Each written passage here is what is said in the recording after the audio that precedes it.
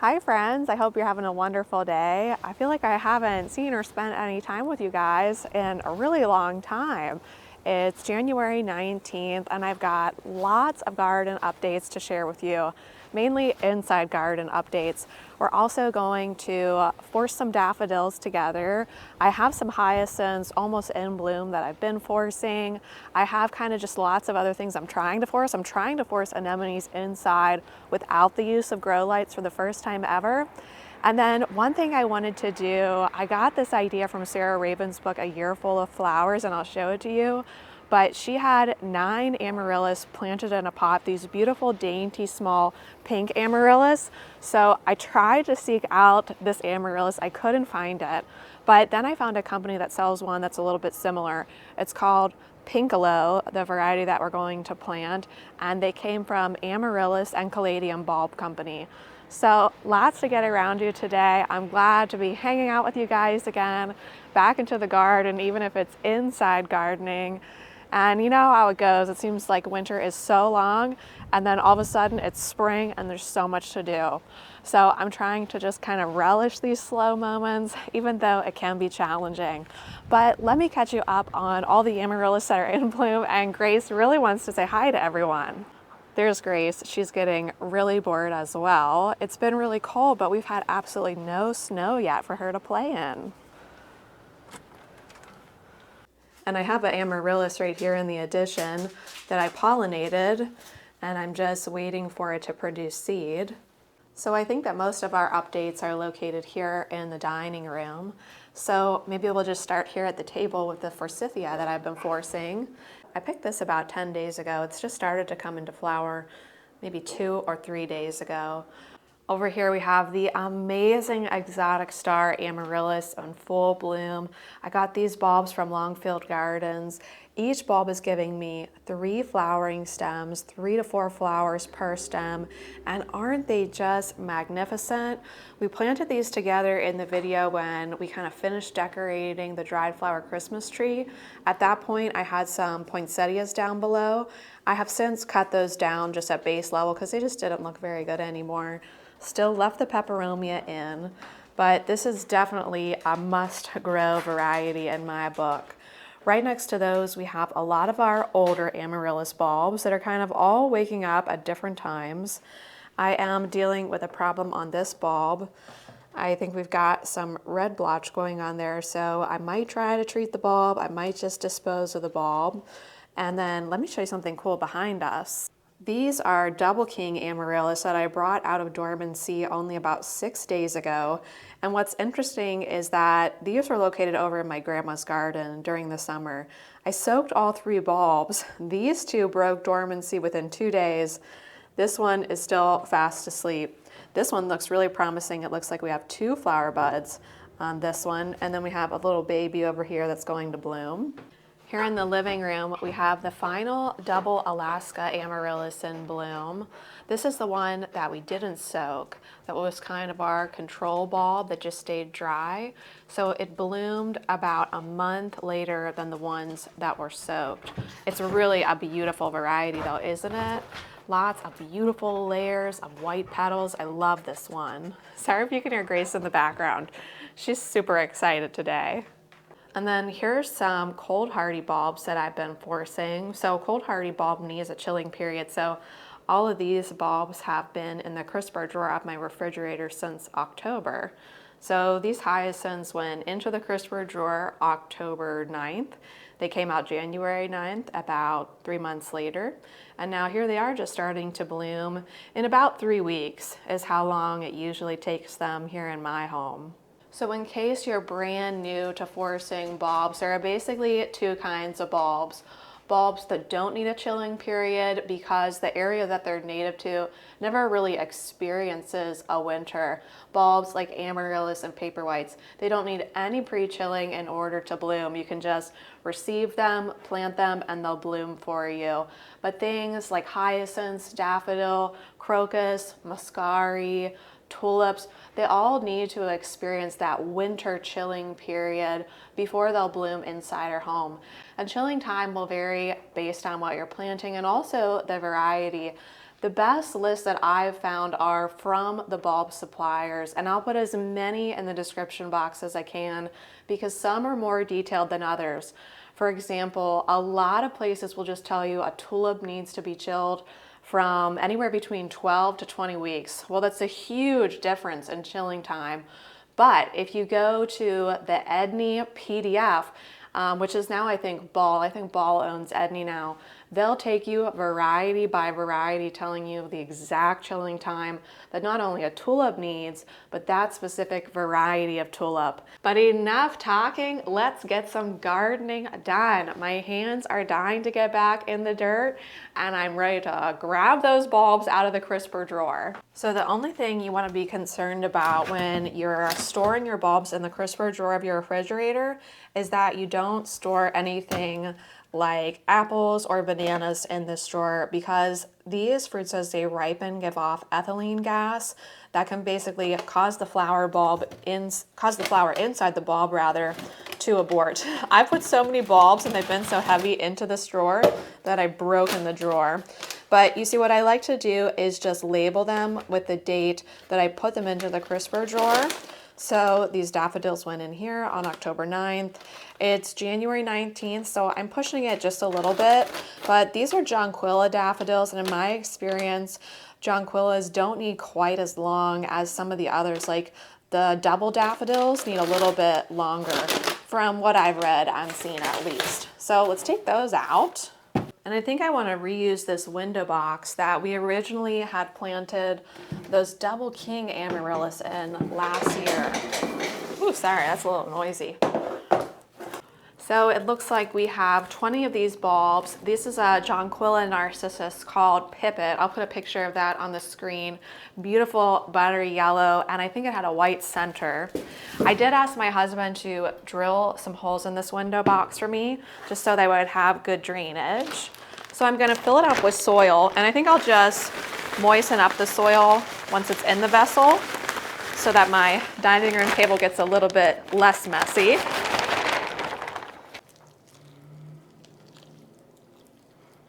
So here's what it looks like. I've got it filled up with soil, and I basically have about 2 more inches from the soil level to the top of the window box.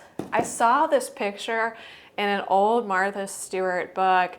I think it was a crafting book where she had these forced daffodils in kind of groups. So it looked like a meadow, and then she planted grass seed all around them and put little chicks on there. So let me kind of space them like that, and we'll see how that looks, or how we can imagine that would look. Also, when you're forcing bulbs, you can place the bulbs really close together. Don't worry at all about what it says on the packaging. It's gonna say to plant these like 6 inches apart. That's only outside in the garden that we need to follow that spacing. All the bulbs that I can think of can be planted very close together, almost touching.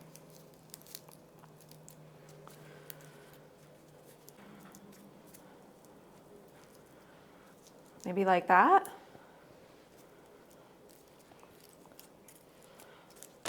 So now I'll just cover these back up.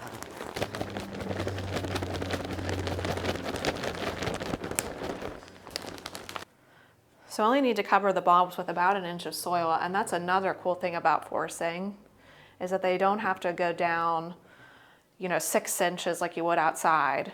You can plant them basically so there's about 1 inch of soil covering them. But that's really all there is to it. I like to take one extra step that is completely unnecessary. I could just leave this here, a bright, warm environment, and these would bloom in about a month. I really like, and I find it makes a difference to put this into a cool, dark place for about a week to 2 weeks. Of course, that will delay flowering, but what happens during that week to 2 weeks in darkness is that a lot of roots are developed, and then it really eliminates any kind of falling over that you might experience or that you might have experienced when you force spring bulbs. For example, these hyacinths aren't going to need any kind of support at all. However, from what I've experienced in the past, and like I said, I'm just sharing my personal experience and I'm totally not an expert, but my observation is that this 1 to 2 weeks in a dark, cool environment at about 50 degrees Fahrenheit really helps them root in well. Basically, they are allowed to have the time to root in before pushing any top growth. And I've tried it both ways. I've tried an experiment before where I did the same exact thing. And the stems on the ones that didn't spend that 1 to 2 weeks in darkness were much floppier. Some of them were actually taller, but it just didn't seem like the bulb had the root system to fully support the flowering stem and head, and especially on something like a hyacinth that has such a large flower head. I feel like it's something worth doing. I heard the current president of the ASCFG say that in a lecture once. I tried it and I was hooked. I thought it was great advice. So we're gonna go ahead and stick these daffodils in the basement for 1 to 2 weeks. Grace, you wanna come see where we put the daffodils? Come on down, come on. Grace doesn't really like these stairs. Come on, Grace. So here we are down in my basement. You can see I store sauce jars here through the non-growing season. And this is where I also store my dahlias. My dahlias are over there in cardboard boxes. But anytime I'm forcing bulbs, I just stick them right down here on the floor. They stay down here 1 to 2 weeks. And then at that point, we'll see some yellow shoots. I'll put a picture on the screen of what that looks like. And that way we know at that point we'll bring them upstairs into that nice bright room temperature location. So now we can move on to the really exciting part. I think my head could pop off at any moment. I'm so excited to see these Amaryllis in bloom in about a month. But it was about maybe a year and a half ago when I first got Sarah Raven's newest book, A Year Full of Flowers, that I saw she did this massive display, all the same Amaryllis in this big glazed green pot. And I've always wanted to recreate something like it, but I had a really hard time locating that particular Amaryllis. But finally, I found one really similar from a great company that's called Amaryllis and Caladium Bulb Company. I've never purchased from them before, so I just contacted them directly, had a wonderful time chatting with them, and now we're gonna plant up 8 of their Pinkolo Amaryllis bulbs to try to recreate this fabulous display. But let me show you what we're going for in the book. So here's the picture, and Sarah Raven says that this Amaryllis is called Misty, and you can see it's this beautiful pink Amaryllis, and it has kind of these green edges on the outside. I don't know. What do you guys think about this? Ever since I saw this picture, I just feel like I go to bed at night and I dream about it, I think about it, and I just want to try something like that in my home. So we probably need to say this project is inspired by then a replica of Sarah Raven's, because there's a few differences. We're going to be using this bulb called Pinkolo. Here's a look at the tag, and I'll put a picture on the screen for you. And here's the company that I ordered from, Amaryllis and Caladium Bulb Company. And I really wanted to find a pot that was a glazed green pot just like hers, but I went to Home Depot, Lowe's, Home Goods, and some nurseries the other night, and I couldn't find anything even remotely like it. In fact, I couldn't find any glazed pottery that was even close to the right width. I guess maybe it's just that time of year. But I shopped my basement, which was probably a better idea anyway, and I found this pot that I think we used last year when we planted up some ranunculus really early. It was probably really early March. So we'll use this. And you know what? I think it will be better anyway because I collect blue and white china. So probably blue will look really nice. So I'm using this coffee filter just because the hole at the base of this pot is so big. And I am gonna have this here in my house. I'm probably gonna put it in my living room, so I don't want the soil to go everywhere. But now we can fill it almost to the top here with potting soil.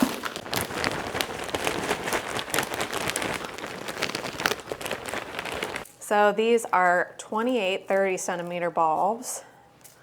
I'm anticipating about 2 flowering stalks from each of these bulbs, but I will definitely, I promise you, I will show you this pot in a video when it's in full bloom.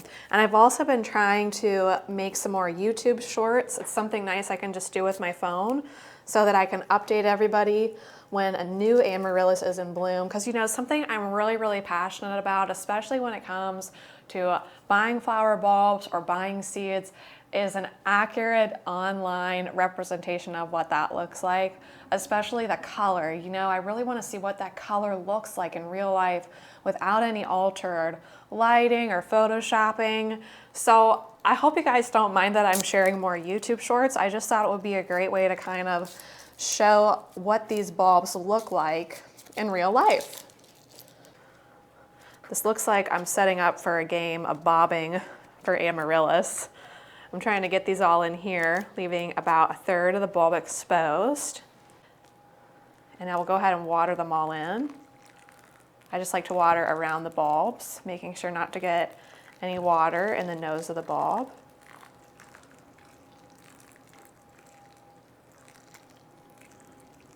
Well, that's a thing of beauty even without any flowers, isn't it? I don't know, does anyone else get this excited over just the sight of newly planted Amaryllis bulbs? So my hope all along with this is that they would be in bloom for Valentine's Day, but I'm thinking that's probably not gonna happen, especially since it's January 19th. Now I did soak their root system. It says on the Amaryllis and Caladium Bulb Company website that this variety is about 5 to 7 weeks to force. And you know, I really don't see any signs of them. Oh my gosh, I am just kidding. I just see signs of a leaf right here. So I'll definitely keep you updated on when these bloom, but I want to get them in the warmest area possible. So I think I'm going to place them in our living room where we have a couple radiators and we also have the fireplace and maybe right next to a window too. Warm and bright. I really want these guys to start growing ASAP. And I guess this is a little bit embarrassing, but here's a look at those anemones. These are currently sitting in an east-facing window, so, you know, morning sun until about noon. They certainly don't look great, you know, they look leggy. Certainly you can force anemones inside with a grow light, but if you don't try, you'll never find out. Sarah Raven does have an article about forcing anemones, so all I did for this was I soaked the corms for 4 hours and I planted them in cells. Those are just 6-pack cells, just to kind of get a feel for how leggy they would really get in a windowsill versus under grow lights. But you know, you never know. Maybe what could happen is once they put on the blooms, the flowering blooms, that the blooms themselves and the bloom stalks will stretch to the point where they're still good cut flowers. I don't know, I'm gonna see it through. There's a part of me that wants to give up on this, but I wanna just try the experiment so that I know it happens. Forcing anemones without the use of grow lights. We'll find out together. Well friends, thanks so much for hanging out with me today. If you don't mind, I have a question for all of you. Have you ever successfully dried an amaryllis? For the last about 2.5 months, I've been trying to dry them. I've tried glycerin that appeared to work for about 2 weeks, and then on week 3 they just kind of all turned to mush on me. I've tried pressing them for 2 weeks, those looked good, and then eventually it just went totally brown and almost as if it had too much moisture in it and it was sticking to the paper towels that I had it in between, so that was another fail. And then I thought surely silica gel would work, and I tried that so many times, just pulling my hair out, why isn't this working? I kept trying it, you know, at different time periods, 2 days, 3 days, 4 days, 5 days, and they all just kept disintegrating in my hands when I would pull them out of the silica gel. So if you've ever dried an amaryllis before, if you know a way to dry them, it would make me so happy to be able to learn from you and give this another go, because I'm really at a loss of any other way to try.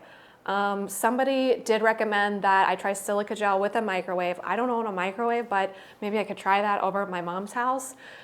But yeah, any advice? I'm all ears, and I'm just super eager to learn and try to preserve some of these gorgeous flowers for the years to come.